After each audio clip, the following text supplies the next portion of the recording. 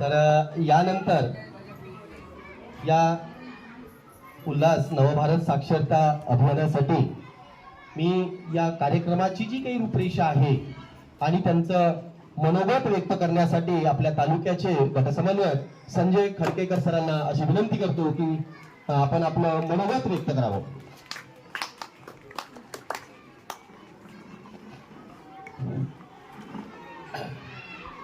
तालुका उल्हास मेळाव्याचे अध्यक्ष, आपल्या शाळेचे शाळा व्यवस्थापन समिती अध्यक्ष आदरणीय संदीपभाऊ राठोड, या गावचे सरपंच भारतजी जाधव, या कार्यक्रमाला उपस्थित आपल्या तालुक्याचे समन्वयक आदरणीय संतोषजी चव्हाण सर, जागतिक ख्यातीचे चित्रकार आदरणीय रणजितजी वर्मा सर, तंत्रज्ञ शिक्षक आदरणीय धनंजय गिरे सर, लहू गुरमे सर आणि आदरणीय केंद्रप्रमुख सुरोशे सर, आणि या कार्यक्रमाला उपस्थित आपल्या शाळेचे ज्येष्ठ शिक्षक आदरणीय गोस्वामी सर आणि जमलेल्या सर्व बंधू आणि भगिनींनो, आज आपल्या गावात तालुकास्तरीय उल्हास मेळावा आम्ही या ठिकाणी आयोजित केला. तालुक्यामध्ये 124 शाळा आहेत. त्या 124 शाळांपैकी आपले गाव आणि आपली शाळा अतिशय चांगली आहे म्हणून तुमच्या गावाची निवड आम्ही तालुक्यावरून केली की मेळावा हा तुळशी तांड्यालाच घ्यावा. कारण मी या तालुक्यात 25 वर्षापासून सेवा करतोय. एक वेळ अशी होती, तुळशी तांड्यातल्या लोकांना लोक घाबरायचे की तुळशी तांडा म्हटलं किंवा त्या ठिकाणी दिवसभर भांडणं, म्हणून या गावामध्ये मास्तर यायला भीत होते. भारत भाऊनं अतिशय खरं बोललेलं आहे, कारण त्यांनी अनेक वर्ष झालं त्यांच्या शाळेशी पंचायत समितीशी सतत संबंध येतो. मी देखील पाहिलेला आहे. एक काळ असा होता की तुळशी तांड्यातले सगळे विद्यार्थी बाहेर चालले होते, आणि एक वेळ आता अशी आहे, या ठिकाणी सारंग सर, राहुल डवळे सर, या दोघांना मी हीच गाव यायला सांगितलं आणि दोघं बी याच शाळेवर या, आणि नक्कीच त्या दोघांमध्ये एवढं कर्तृत्व मोठं आहे की त्यांनी आपल्या गावाचा पूर्ण कायापालट केला. कारण गावाचा अभिमान ही शाळाच असते. शाळा जर बनली तर गावाचं नाव सर्वदूर जातं. आज तुळशीतांडा म्हटल्याबरोबर तालुक्यातल्या प्रत्येक लोकांमध्ये एक आदर निर्माण झालेला आहे. तुमच्याबद्दल आदर निर्माण झालेला आहे. मग तुमचा सन्मान या शाळेनं वाढविला, कारण या शाळेला तुम्ही दिलं. यापूर्वी बी आपल्याला देता आलं असतं, पण जोपर्यंत वेळ येईना तोपर्यंत काही घडत नाही. आणि आता चांगली वेळ आलेली आहे आणि तुम्ही अतिशय आदर्श शाळा झालेली आहे आपली. यानंतर यापुढे अजून तुमच्या शाळेचा विकास होईलच, त्याबद्दल शंका नाही. तर आज मेळावा जो आपण घेत आहोत ते साक्षरता अभियानाचं आहे. साक्षरता अभियान केंद्र सरकार दर 10 वर्षाला कार्यक्रम त्याला ठरवावे लागतात. आता काय ठरलं, आज देशामध्ये जर पाहिलं, एकीकडे आपण तंत्रज्ञानाचं युग म्हणतो, संगणकाचं युग म्हणतो, त्यामध्ये आपल्या भारतामध्ये अनेक लोक अजूनही निरक्षर आहेत. त्यांना अक्षर वाचता येत नाही, त्यांना अंक मोजता येत नाही, आणि त्यांना दैनंदिन व्यवहार करत असताना त्यांना अडचणी येत आहेत. मग येणारा काळ हा जसा बदलत आहे, तुम्ही पाहत आहात, त्यानुसार काळानुसार तुम्ही बी शिकलं पाहिजे. तुम्हालाही नवीन गोष्टी कळायला पाहिजे. ज्याला वाचता येत नाही, लिहिता येत नाही, अंक ज्ञान माहित नाही, 1 ते 10 पर्यंत अंक किती आहेत, कोणते अंक आहेत, ह्या गोष्टी सगळ्या भारतीयपर्यंत प्रत्येक लोकाला आलं पाहिजे. म्हणून केंद्र सरकार हे नवभारत साक्षरता कार्यक्रम सुरू केलेला आहे. आता यामध्ये तुम्हाला काय करायचं आहे, तुम्हाला आम्ही जे शिकवायला जे दिलेलं आहे, प्रेरक म्हणतात त्याला, आपण प्रेरक न म्हणतात त्याला स्वयंसेवक म्हणू. आता ते स्वयंसेवक पूर्वी मागील कार्यक्रमामध्ये गावातला एक प्रेरक निवडला जायचा, त्याला दरमहा 3000 रुपये मानधन होतं.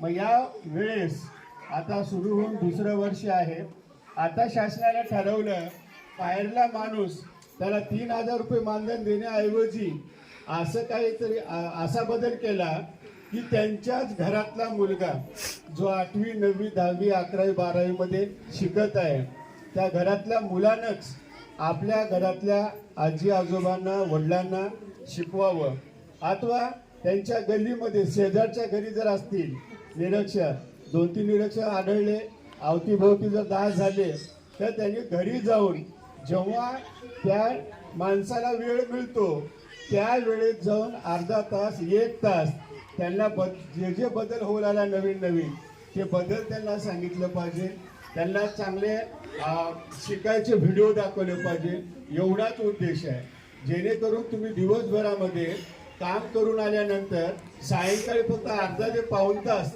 त्याच्याकडून शिकून घ्यायचं आहे जेणेकरून आपल्याला येणाऱ्या काळात किंवा सध्या कोणी आपल्याला फसवू नये तेवढं तरी माहिती तेवढं तरी ज्ञान आपल्याला असणं काळाची गरज आहे म्हणून या कार्यक्रमामधून आम्ही तुमच्या पुढे ठेवला आम्हाला विषय दिला होता आपली संस्कृती सण उत्सव खाद्यपदार्थ आपले कोणते आहेत देशभरातले वेशभूषा कोणती आहे प्रत्येकानं कपडे परिधान करण्याची वेशभूषा करण्याची प्रत्येकाची वेगवेगळी पद्धत आहे त्यानंतर सर्वांचं खानपान वेगळं आहे सर्वांची लोककला जे आपण नृत्य करतोय ते वेगवेगळे आहे अशा विषयांचं पूर्ण देशाची संस्कृती सण उत्सव त्यांच्यावर आपल्याला चर्चा घडून आणायची आहे त्याचंच सादरीकरण आपले लहान मुलं त्याच वेशभूषेमध्ये खाद्यपदार्थासह लोककलेसह त्यांनी आपल्या स्टॉलची निर्मिती केलेली आहे आता आपलं हे भाषण झाल्यानंतर तुम्ही सर्वजण त्या प्रत्येक स्टॉलला प्रत्येक टेबलवर जाणार आहात आणि ज्या बॅनरवर जे आपल्याला सनद दाखवलेले आहेत जे आपले असाक्षर आई वडील आहेत बंधू भगिनी आहेत यांनी काय करायचं आहे की त्यांना माहिती पाहायची आहे आणि इथून पुढे शाळेमध्ये आता या मुलांचं तर आपण पाहत आहोत त्यांनी तर शिकत आहेत आणि त्यांच्या बरोबरीनं तुम्हाला बी शिकायचं आहे कारण आपलं मूल काय शिकलाले हे कळण्यासाठी त्यांच्याकडून आपल्याला शिकावं लागणार आहे आणि मुलांना देखील सूचना आहे की आपले आई वडील जर त्यांना लिहिता वाचता येत नसेल तर तुम्ही त्यांना जसा वेळ मिळाला त्या वेळेमध्ये अक्षर वाचण्याचं आणि अंकज्ञान लिहिण्याचं समजण्याचं हे तुम्ही आपल्या आईवडिलांना शिक्षण द्या कारण आपले आईवडील शेजारचे आजोबा मामा मामी काका काकी जे काही आपले नातलग आहेत कोणाला लिहिता येत नाही अजूनही वाचता येत नाहीये आणि निरक्षर आपल्याला केव्हा दिसून येतात जेव्हा मतदानाला जातो ना तिथं अंगठी मारतात मग इकडे जर पाहिलं तर कोणीही सांगत नाही की बा मला लिहिता येत नाही मला वाचता येत नाही पण सत्य त्या इलेक्शन वरून शासनाला कळत असतं मग जेव्हा मतदान होतं मतदानावर जेवढे ते अंगठे मारले मग अंगठा मारला म्हणजे तो नागरिक त्या माणसाला लिहिता येत नाही वाचता येत नाही मग अशांसाठी केंद्र शासन असे कार्यक्रम करतं म्हणून आपलं बी कर्तव्य आहे किती दिवस आपण अंगठा मारणार आपलं नाव काढायचं आहे आपलं नाव जे ठेवलेलं आहे ते अक्षर कोणते आहेत ते अक्षर आपल्याला समजून घेतलं पाहिजे आणि आपल्याला लिहिता आलं पाहिजे जेव्हा अंगठा मारणारा त्याचं नाव काढायला शिकेल ना त्याचा त्या दिवसा एवढा आनंद त्याला उभ्या आयुष्यामध्ये कधी होणार नाही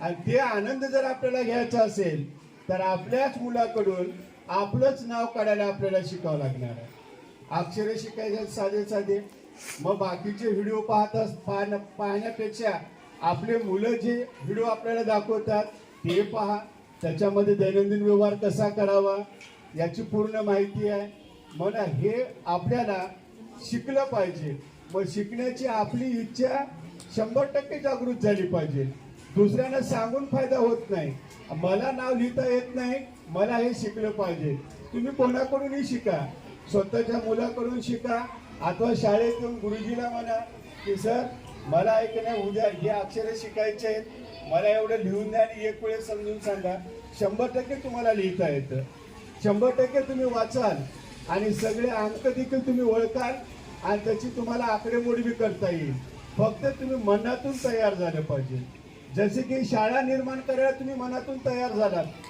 आणि त्यामुळं आज तुमचे मुलं चांगले घडत आहेत. त्याच पद्धतीने तुमच्याही मनाची तयारी करा आणि या साक्षरता कार्यक्रमामध्ये आपल्या तुळशी तांड्यामध्ये एकही माणूस, एकही स्त्री, एकही महिला असाक्षर राहणार नाही की जिला नाव लिहिता येत नाही. असा एक संकल्प भारत भाऊ तुम्ही सगळ्या लोकांनी ठरवला पाहिजे. आणि आपलं गाव शाळा बनवलात, आता त्याच्याबरोबर आपलं गाव साक्षर करा की असा कोणताही माणूस राहणार नाही की त्याला सही करता येणार नाही.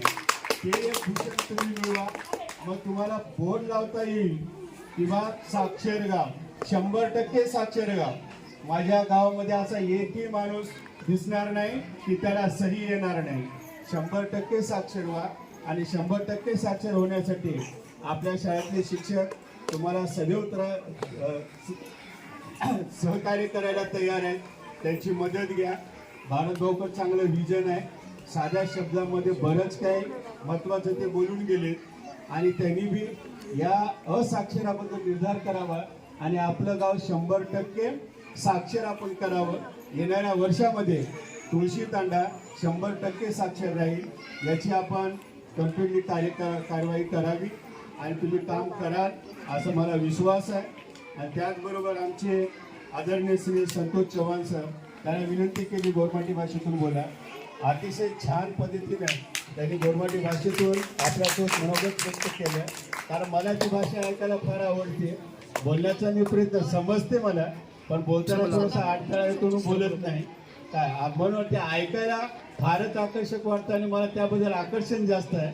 आणि त्यांचं त्या भाषेवरलं आणि अतिशय चांगले भाषा मार्गदर्शन अतिशय छान पद्धतीने ते करतात. त्यामुळे म्हटले की चला आपलेच भाऊबंधू समोर आहेत, त्यांना तुम्ही आपल्याच भाषेमधून बोला. अतिशय छान मार्गदर्शन केलं आणि त्याबद्दल संतोष चव्हाण सरांचे मी धन्यवाद देतो. आणि शेवटी आपल्या शाळेतल्या सर्व शिक्षक बांधवांनी, विशेषतः सारंग सर, राहुल सर, केंद्रे सर, गोस्वामी सर, मुखेडी सर, या सुगंधे सर, मॅडम, या सर्वांनी आमच्या तालुकास्तरीय मेळाव्याला अतिशय भरभरून छान प्रतिसाद दिला. आणि हा मेळावा विभागावर देखील प्रथम क्रमांक येईल असा मला विश्वास आहे. आणि तुम्ही दिलेल्या सहकार्याबद्दल गट शिक्षणाधिकारी कार्यालयाच्या वतीने मी तुमचे खूप खूप आभार मानतो. धन्यवाद.